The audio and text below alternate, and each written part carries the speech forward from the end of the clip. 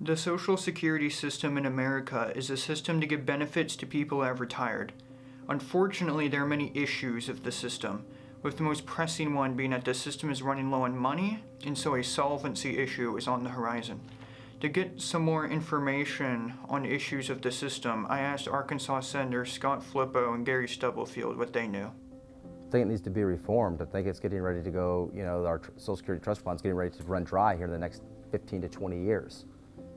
And so without, raising contribution rates or delaying the retirement age, I don't see how it's going to remain solvent. It was set up for the right reason, but I think the problem we have with Social Security now is the federal government has been tapping into that people have contributed to over the last, since it was set up.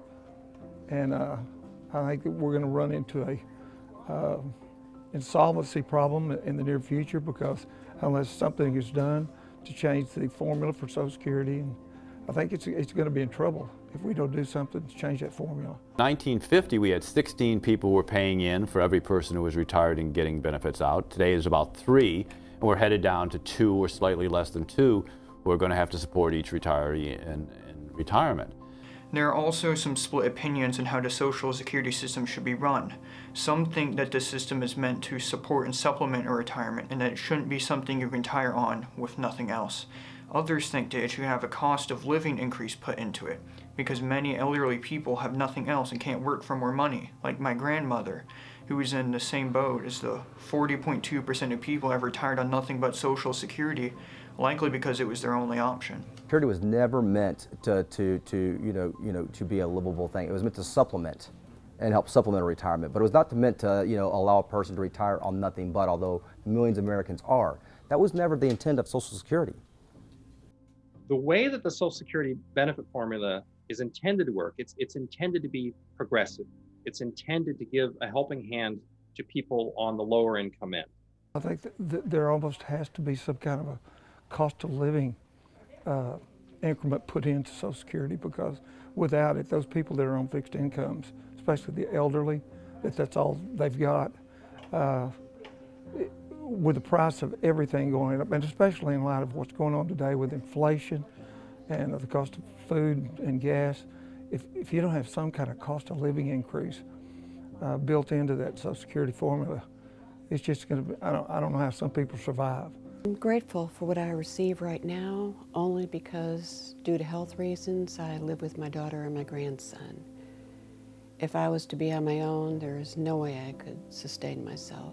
There are also only a few ways to fix these problems without redesigning the system. The 2 main proposed options are raising the retirement age or raising the contribution limit amounts to boost the money the system receives.